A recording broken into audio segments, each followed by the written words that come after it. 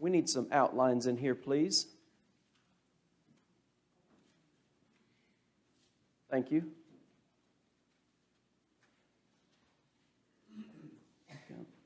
Keep your hands up. Mr. Danny's got some, and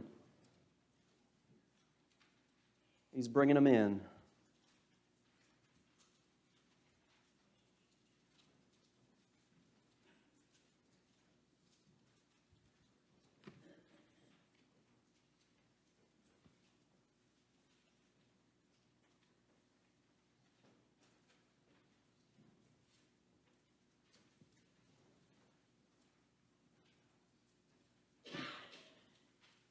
Thank you, Mr. Danny. Anybody else?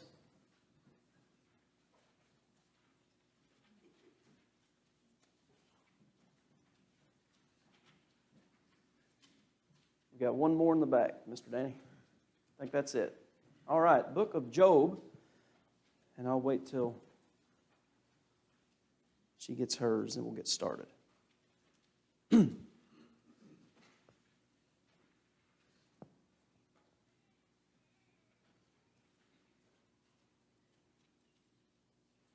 All right, thanks.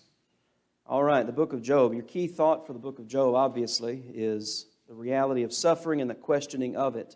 And that's one of the interesting things about this book, as we kind of develop our little outline here, is how Job handles the entire situation of losing everything and then, for who knows how long, we don't know how long I would call it the interrogation from his friends lasts, but the way he handles it is summarized in chapter 1 and verse 22. In all this, Job sinned not, nor charged God foolishly.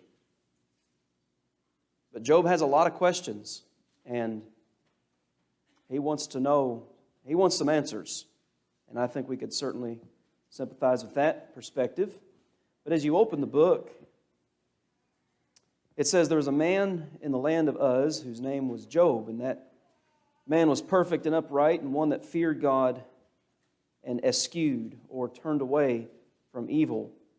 One of the things that you learn as you read through this book is, as he's suffering and as he's wondering why, is that Job never claims perfection, but he does come from the perspective of, I don't feel that I deserve the extent of suffering that I'm going through.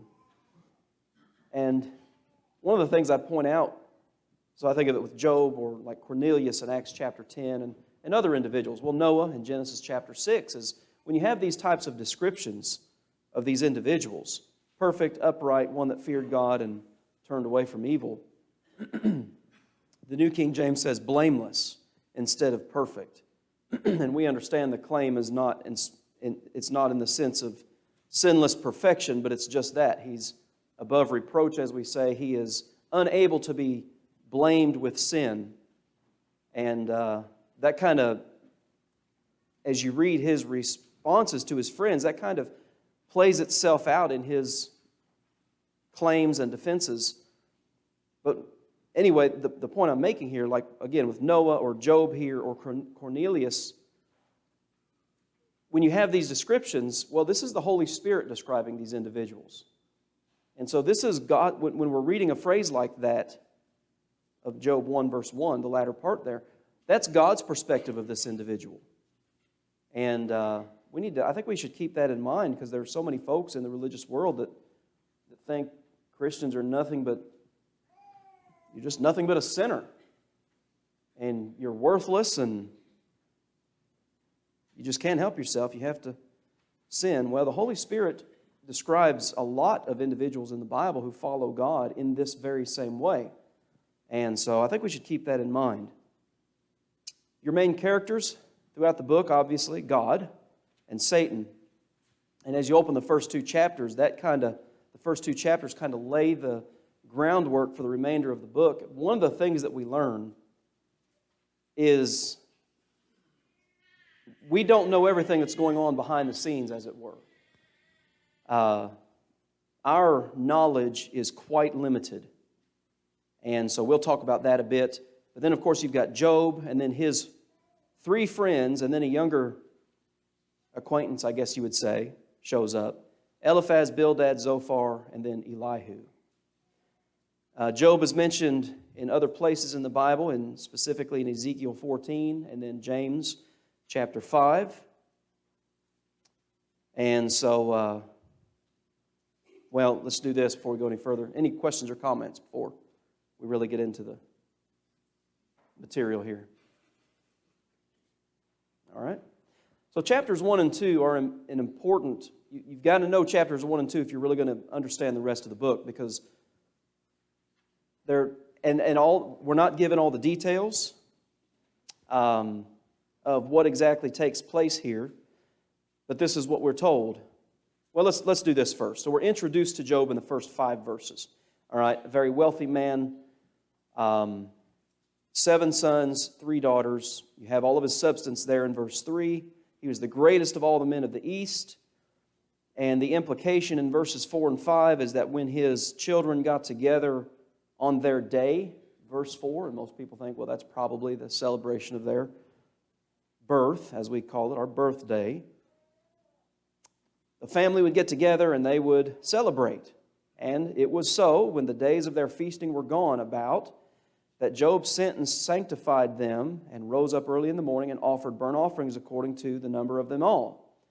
For Job said, "It may be that my sons have sinned and cursed God in their hearts." Thus did Job continually. So that sets the historical setting for us. We're in the pre-Mosaic age, and so what we typically refer to as the Patriarchal Age. This began in the Garden of Eden, you might say, where the fathers headed up the religion, and they were responsible for the sacrifice. And of course, the Mosaic age shifted that. You then have the Levitical priesthood and specific appointments for those services. But Job, Abraham, those individuals from the book of Genesis, we think of them, they functioned under the patriarchal system. And so, and when you look there at the end of verse 5, that he did this, and it says he did this continually. And so that just adds a bit more to the description of him up there in verse 1, his concern and care for his children, and the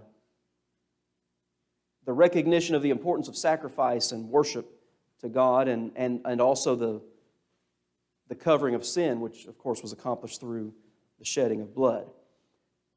So then we get to verse 6, all right? And we're not given all the details of how this worked necessarily or why this worked, but here's what we're told. Now there was a day when the sons of God came to present themselves before the Lord, and Satan came also among them. And there are a lot of questions about that, and frankly, we just don't have the answer. But here's what we know. They were accountable to God. The sons of God here contextually is descriptive of angels, and they are gathered together in the presence of the Lord. There are a lot of passages in the Bible that talk about, like Hebrews 1, for instance. It's a great chapter. Talk about the fact that the angels are ministers of the Lord. They go about doing His will, and there again is a subject we're not given a whole lot of detail on. We're just told they are His servants, and they do His will, and they minister to the saints, and well, that's what we're told. So they are accountable to God, but Satan also is accountable to God. And that's one of the big things I think that we learn in this book. And we'll get to that here in just a minute. But looking at your outline there, the 4th line, God presents the challenge to Satan about Job. And that's always been interesting to me, because you have the description there of Job in chapter 1 and verse 1, which is an inspired inscription by the Holy Spirit. And then God is the one who presents the challenge to Satan about the integrity of Job. And so that shows me a little bit more about God's view of His faithful people. That He can even tell Satan, have you considered my servant, fill in the blank, and what type of person he is? And that really is a challenge, you might say, to Satan. And one of the things that we learn here, chapter 1 and verse 7, is the accountability of Satan to God. Whence comest thou? Satan answered the Lord and said, From going to and fro in the earth and from walking up and down in it. And this, as we're told in the New Testament, this is his realm of influence. He is the God of this world, the New Testament calls him. He's the roaring lion. He's the adversary. He's the false accuser of the brethren. He's the deceiver. All these descriptive terms that we find in the New Testament. And that's exactly how he's presented here. His realm of influence is this world. And his targets are people like Job and those who are faithfully serving God. And so then you have that challenge there. Okay, so you've been going to and fro in the earth and walking up and down in it, doing your work. Have you considered my servant Job? I don't know if you've ever picked up on that, but the implication is, no, he hadn't. And so that shows me that Satan's knowledge is limited, but also is the power of his influence over people limited. So, if a person falls into sin, you read the book of Job, you can't fall back on the devil made me do it line. You can't do that because his knowledge is limited, his power is limited, and he's accountable to God himself. But this is his realm of influence. And a further description of God, by God of Job, there is none like him in the earth. Now, I mentioned him, or he's mentioned there in Ezekiel 14, and God is communicating with Ezekiel about the sins of the land of Israel, and God says, even if Noah and Job and Daniel were in the land, they would only deliver themselves because of their own righteousness. I wouldn't save anybody else but those three, in other words. And so Job is put in the company of Noah and Daniel. And, obviously, and Ezekiel too. So there is no one like him in the earth, a perfect and upright man, one who fears God and turns away from evil. So that's the introduction to the man and the introduction to what's going to take place then throughout the rest of the book once the challenge is presented to Satan about God's servant Job. Any questions or comments on that before we... And by the way, that challenge is reiterated in chapter 2. So, any questions or comments on any of that so far?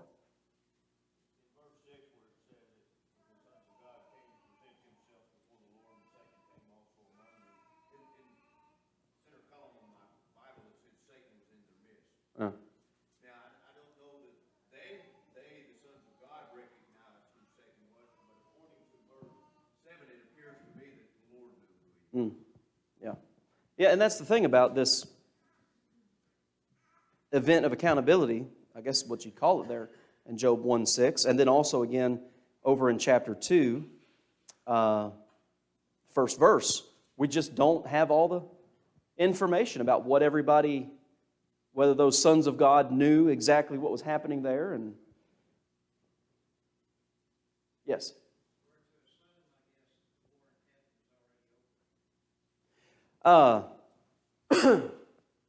Well, I'm not sure about the war. There was a casting out. The war in heaven from Revelation chapter 12 was not a historical event. The war in heaven that's presented there in Revelation chapter 12 is rather symbolic between Michael and his angels and the beast and his angels. That's symbolic of the constant struggle against good and evil. These are spirit beings, and so they're not literally engaged in some type of physical battle. Satan and his angels were, and the book of Jude tells us about this, and also 2 Peter chapter 2. They refused to maintain their own position. God's not going to fight with that. He just cast them out. But yes, at this point in time, whatever all the details were of that, that's in the past. That is correct. Anybody else have anything? Okay.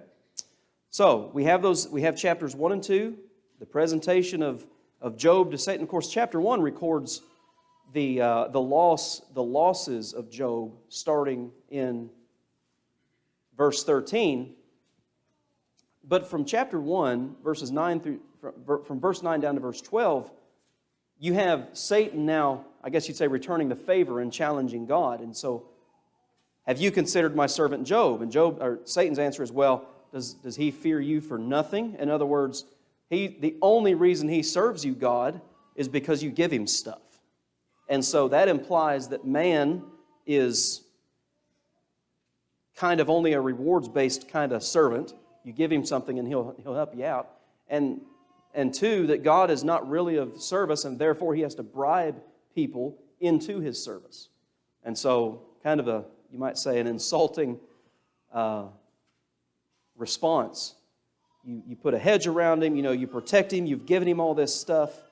Verse 10, but I tell you what, you take his things away, and he will curse you to your face. And what does God say in response to that? Have at it. Just don't touch him. And there again, that implies the limited capabilities of Satan. Well, he does. He does exactly that. And as you read the progression from verse 13 down through verse 19, it's just one thing. I mean, the pins are knocked down one right after the other, the effect in Job's life. And in all this, Job sinned not. That's the context of that statement. In all of his loss, Job did not sin, nor charge God foolishly. That doesn't mean he didn't ask questions. That doesn't mean he didn't want to know why and want to have his, as it's presented throughout the book, he didn't want to have his day in court. That's not the case at all, because that happens repeatedly. But he didn't charge God foolishly.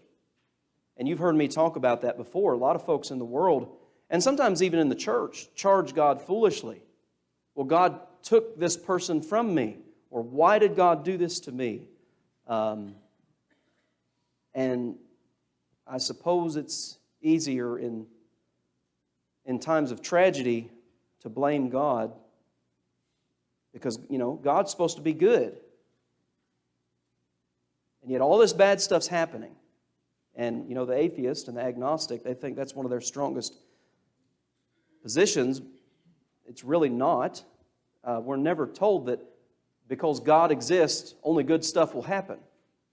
We could get into a discussion of free will and choice and all that kind of stuff, but when tragedy strikes, we can't charge God foolishly. We cannot lay things at the feet of God that do not belong at the feet of God.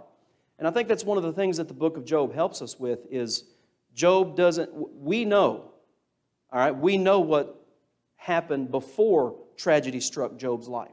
God knew the integrity of Job, and he said, have you considered? Job didn't know any of that stuff.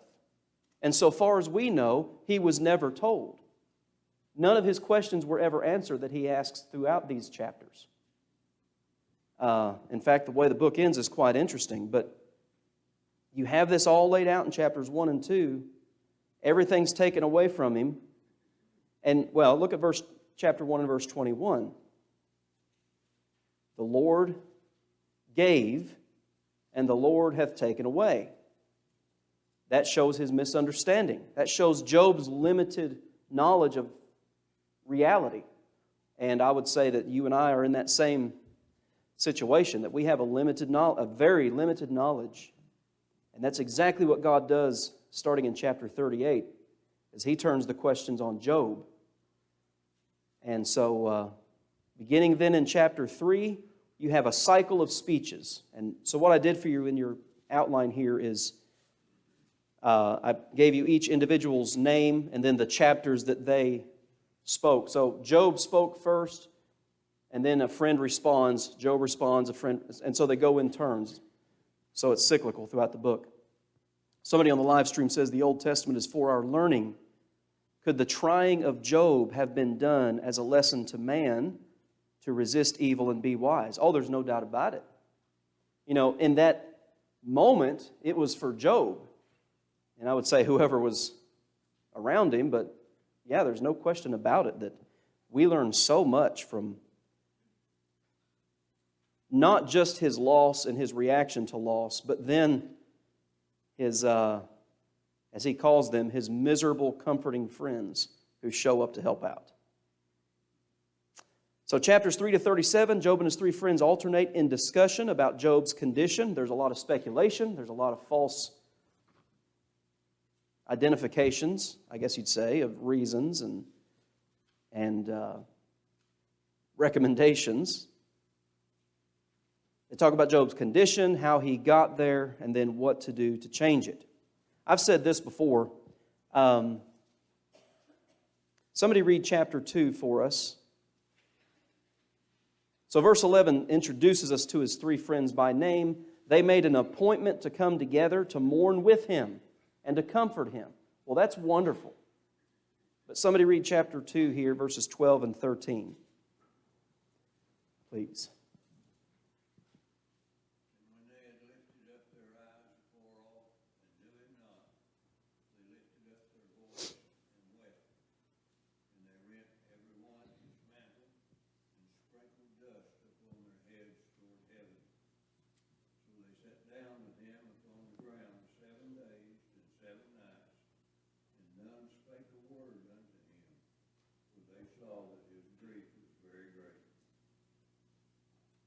He's in such bad physical condition, they didn't even know who he was. From the crown of his head to the sole of his feet, they couldn't even recognize him. And so the best thing, the way it's revealed here in verse 13, none of them spoke a word. That's the best thing they could have done. And I think one of the things we take away from Job is just that. Sometimes the best thing to do in a situation where someone is grieving and suffering and you don't know what to say, guess what? Do that. You don't know what to say, so don't say anything. Don't try to, oh, listen, give it time. It'll be better. You'll get over it. You'll move on.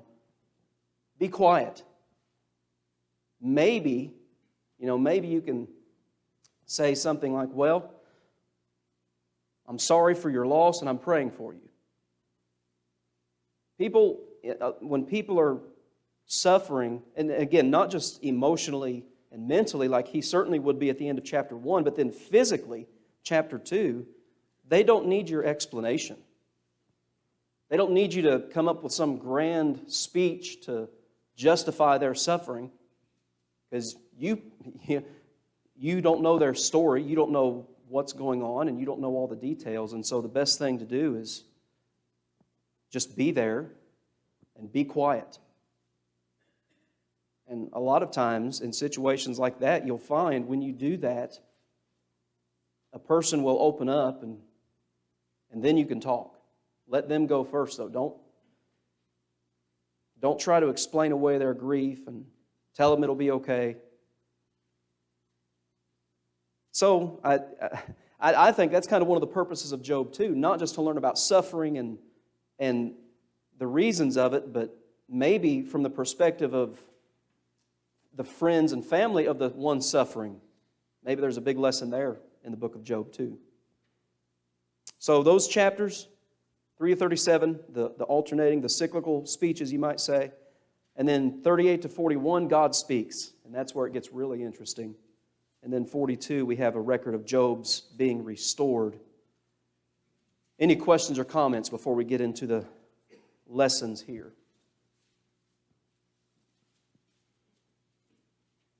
I do think when folks are suffering, you feel like it's like, I have to say something. Because you want to do what you can.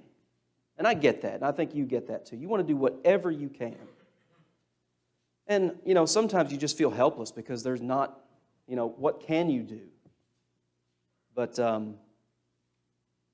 sometimes the best thing to do is just let them know in as succinct way as possible, I'm here for you, I'm praying for you, whatever you need, I'll do it. And then zip it. Sometimes that's the best thing to do.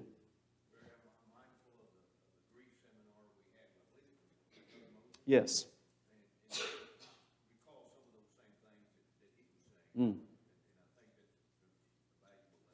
Yeah, Brother Mosier talked a lot about that, and I actually thought about that seminar as I was reading through and preparing for this class. And if you ever want to go back through that, all of that's on our YouTube channel. It's under a playlist on YouTube, and you can see what was there, 5 or 6 sessions I think we had together. It's a lot of valuable information in that. Anybody else before we go on? Okay, here's some lessons from the book of Job. Number 1, we've already talked about this. Satan's power and knowledge is limited. See, one of the features of divinity, of the Godhead, as we have that term 3 times in the New Testament, Romans 1:20, Acts 17:29, and Colossians 2:9. One of the features of the Godhead is what we call omniscience, all-knowing. And Satan is not that. He is limited in his knowledge. He's not omnipotent. He's not all-powerful. And again, have you considered my servant Job? You've been roaming around. You missed this guy. It's kind of interesting to me.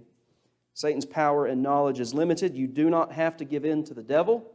I think it's James 4, maybe around verse 7. Resist the devil and what? And he will flee from you. I mean, that's a command. Resist the devil. So you don't have to give in to temptation. Number 2, not all suffering is explainable. There are times when we're going to go through things in life that you just don't know. There's no justifiable reason. There's no evident cause in front of you that has brought this about. It's just you're going through a bad time. That's the nature of life. And so we went through Ecclesiastes on Sunday nights a while back, and that's one of my favorite phrases from the book of Ecclesiastes. I think it's in chapter 3. Time and chance happen to them all. We should never make the mistake of thinking that, hey, I'm a child of God and everything's going to be great. Because, it's not. And we're never promised that. Number 3, not all suffering is a direct result of my own personal sin. So again, you have the description of Job in chapter 1 and verse 1, and then God's description of Job in chapter 1 and verse 8, and the challenge that he presents to Satan. As we read the text, we know that Job hadn't done anything to deserve what he was going through. And the same thing can be true today. We can suffer because of somebody else's own personal choices and bad decisions that they make. There's no question about that. But again, it kind of goes back to number 2. We can't always explain why things happen the way they happen and why bad things happen and the timing of those bad things. And our knowledge is so limited, all of us. We're so ignorant on so many levels of a lot of things, and I think sometimes we do ourselves a disservice trying to figure it all out. Worry ourselves to death, in essence, trying to come up with an answer when sometimes there's just not one. Number 4, being righteous does not mean that you will not suffer. In fact, if you read the pages of the New Testament, quite the opposite is true, isn't it? 2 Timothy 3:12. And I understand that's not necessarily a passage about just suffering, sickness and loss, but contextually of persecution. But we can't ever think that being a child of God means that we won't suffer.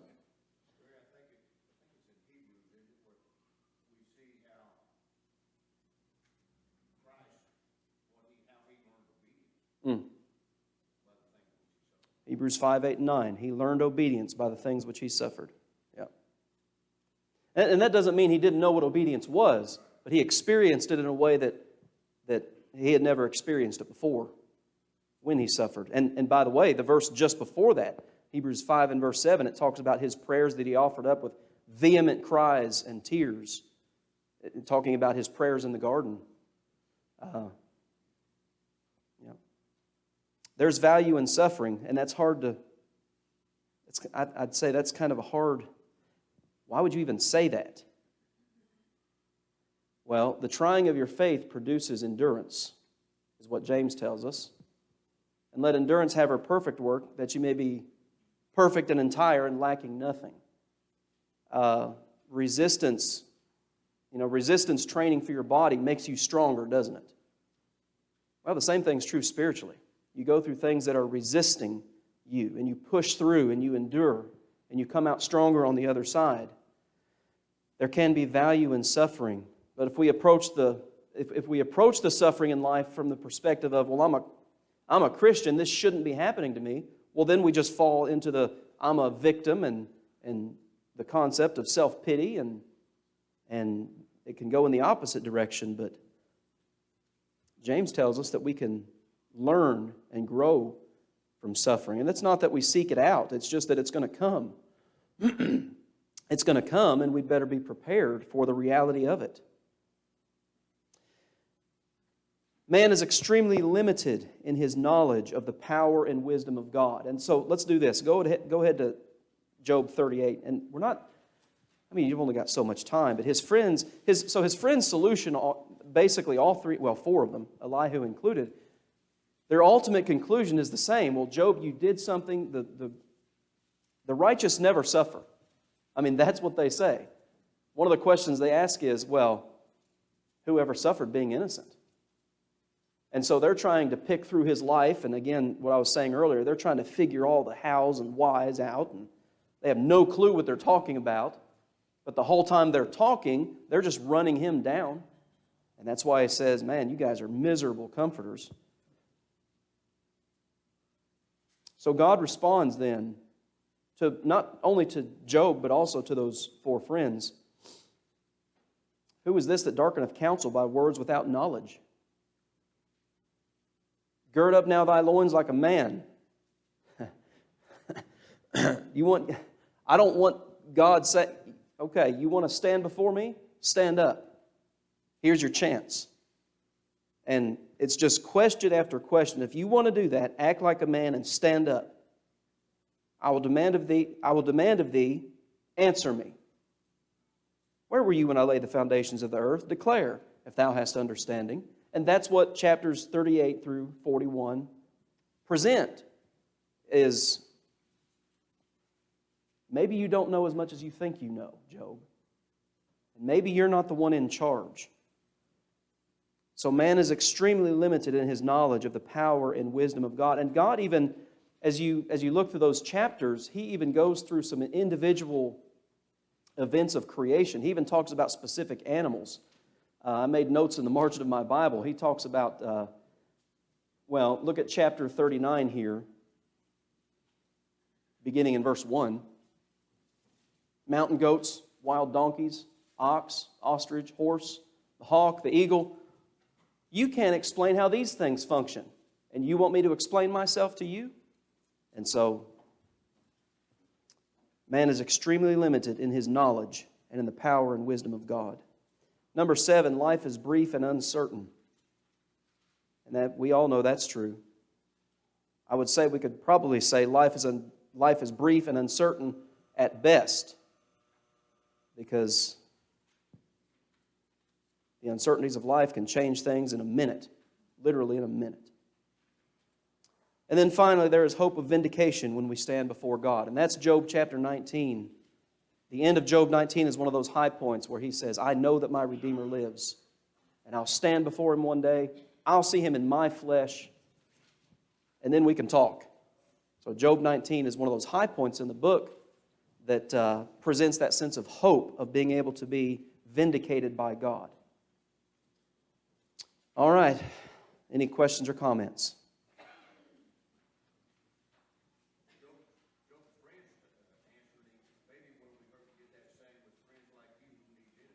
Yeah, that's exactly right. With friends like you, who needs enemies? Yeah. All right, guys, thanks.